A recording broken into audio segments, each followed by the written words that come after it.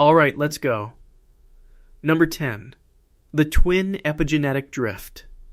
Mario Fraga and his team at the Spanish National Cancer Center were not hunting for a paradox. They were tracking identical twins over decades, trying to map how gene expression changes with age. Routine, longitudinal work. The kind that fills journals quietly. The standard model was simple. Identical twins share the same D.N.A sequence at birth. Genetically, they are copies. Any differences in health or appearance were assumed to come from environment, not from the genome reading itself differently.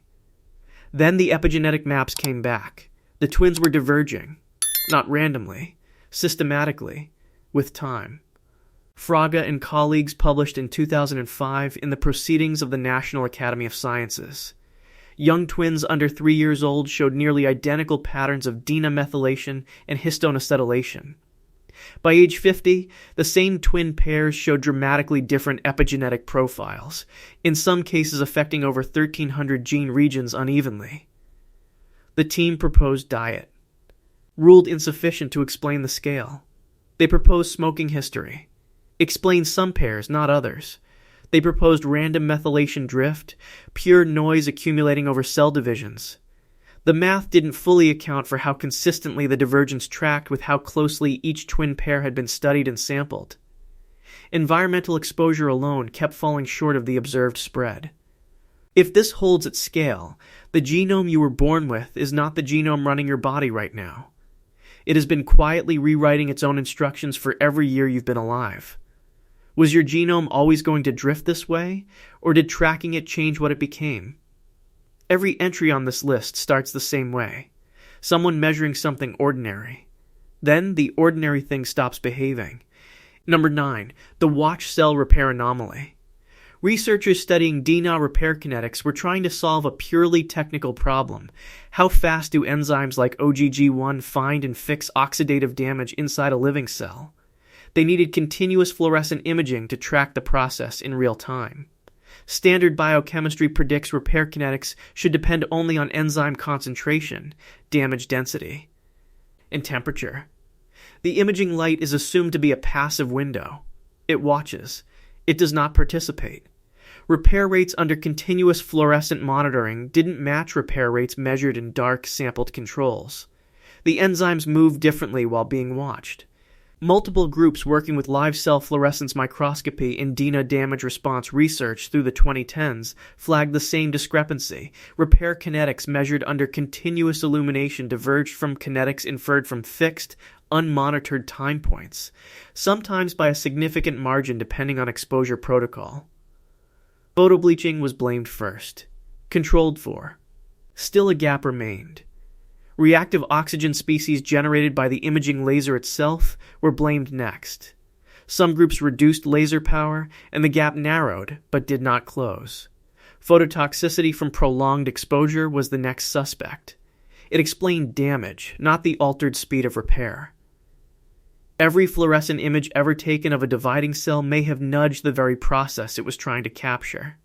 Is there a version of your own cells right now unfolding differently than the version any instrument could ever record?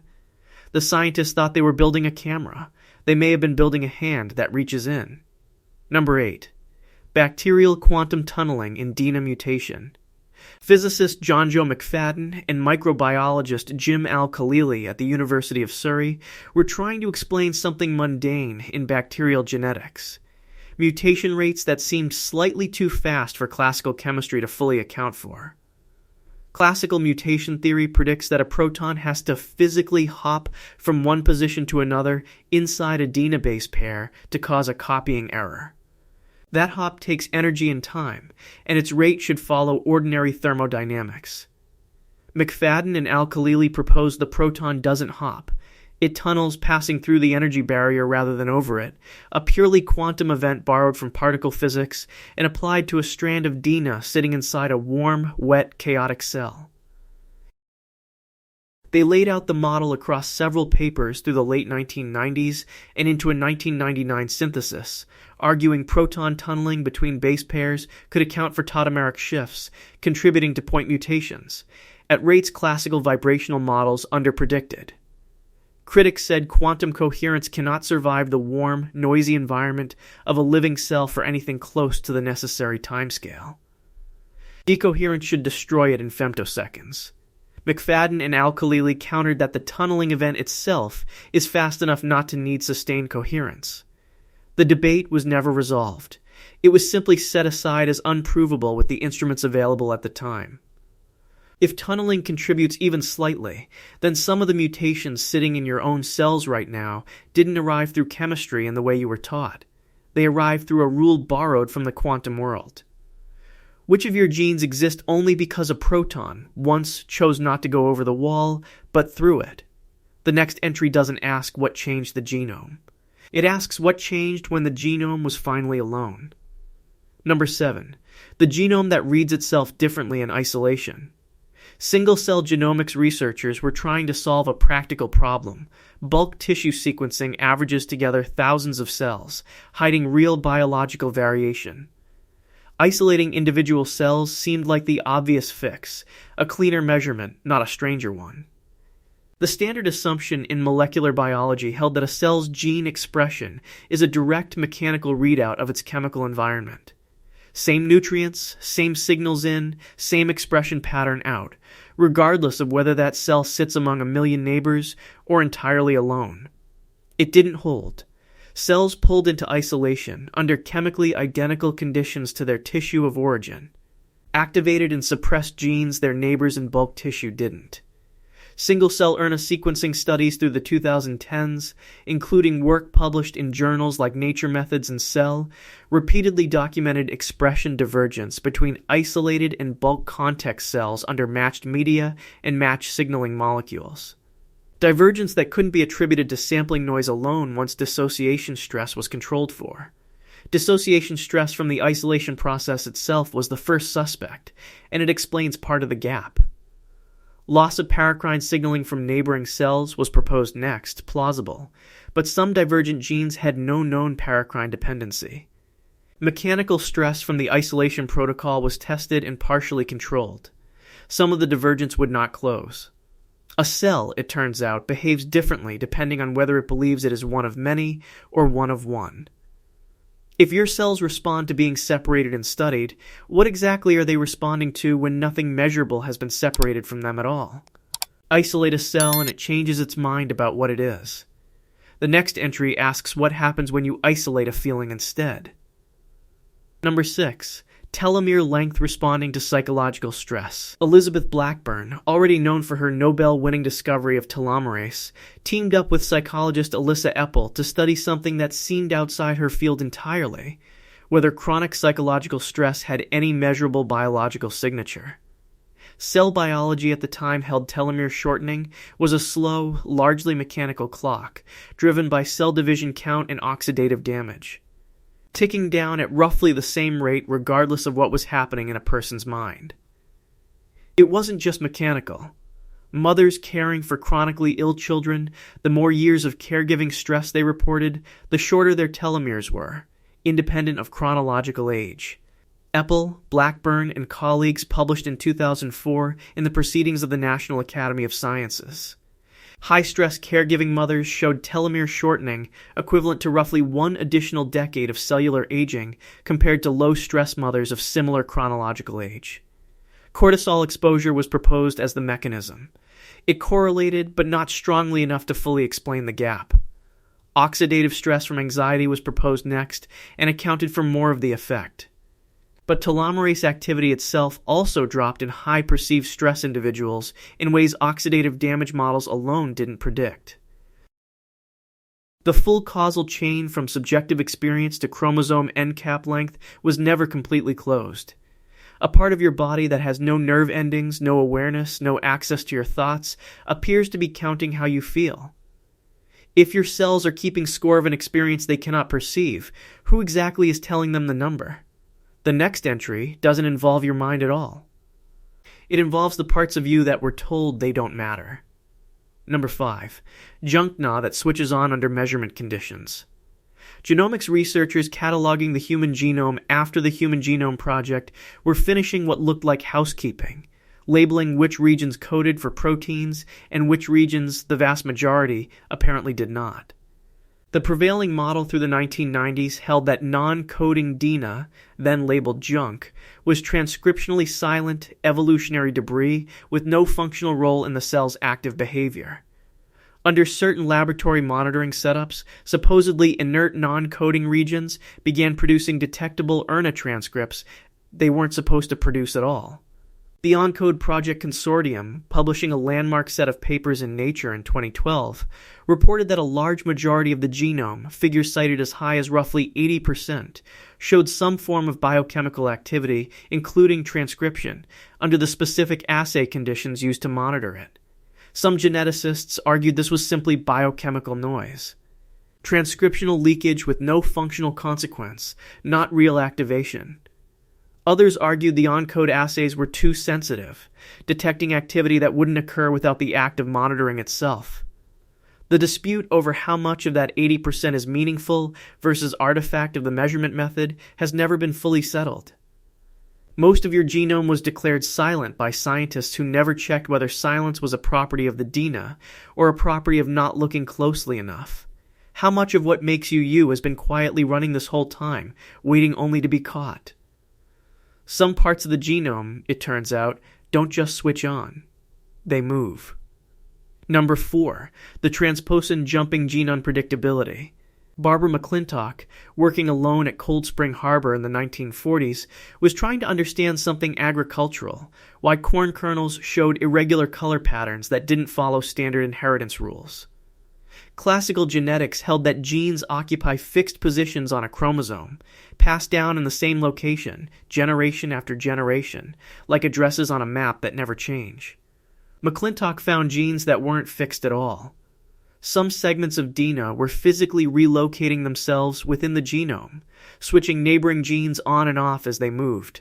She published her transposon findings beginning in 1950, and decades later, sequencing studies confirmed that certain transposable elements can occupy different genomic locations even between two sequencing runs of the same organism's genome, taken at different times. Her 1950s peers proposed contamination, ruled out through repeated controlled breeding experiments. They proposed measurement error in the color pattern scoring, ruled out by independent replication. For nearly 2 decades, most geneticists simply declined to engage with the finding at all. It contradicted the fixed gene model too completely to be taken seriously, until molecular biology in the 1970s and 80s finally caught up and confirmed the mechanism. McClintock won the Nobel Prize alone in 1983, 33 years after her original claim, for genes that refused to stay where you last recorded them. If part of your genome is still moving right now, is the map anyone has ever made of you already out of date? Nothing on this list has been harder to reconcile with mainstream biology than what comes next. Number 3.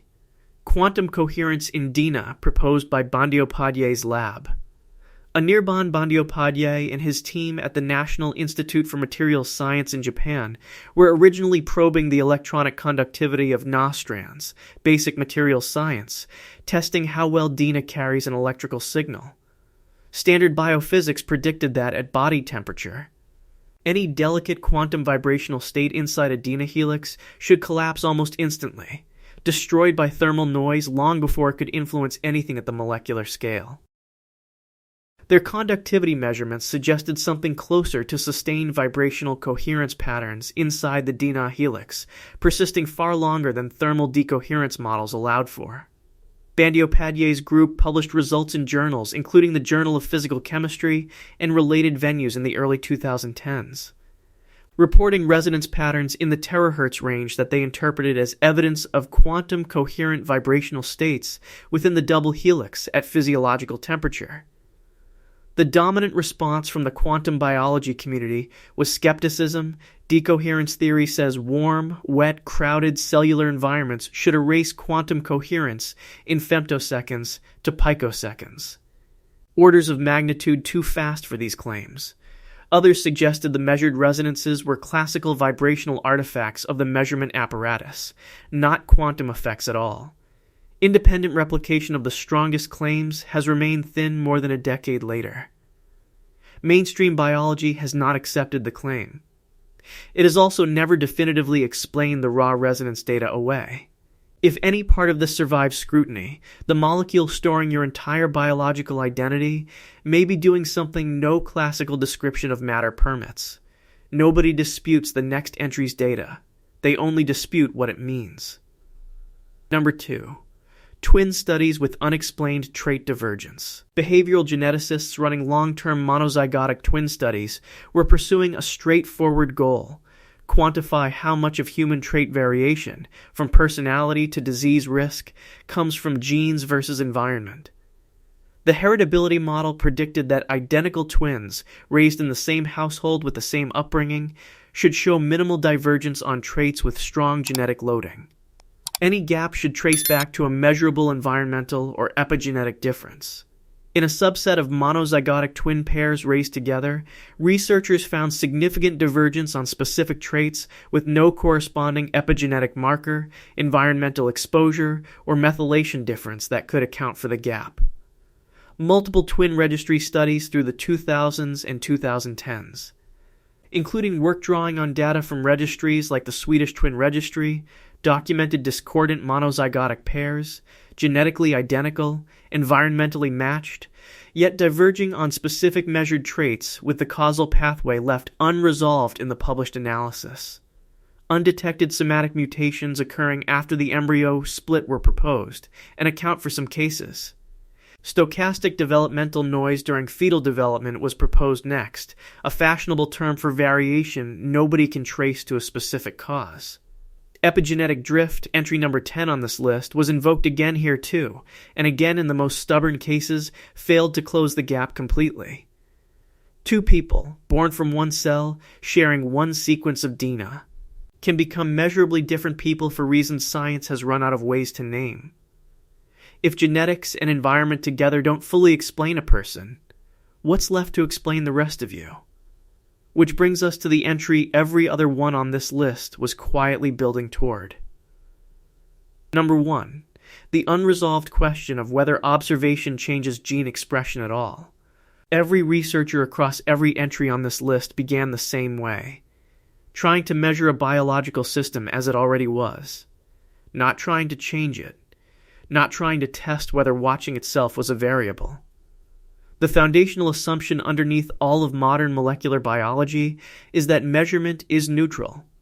A gene expresses, a cell divides, a strand replicates, and the instrument recording that event is a passive bystander with no causal role in the outcome.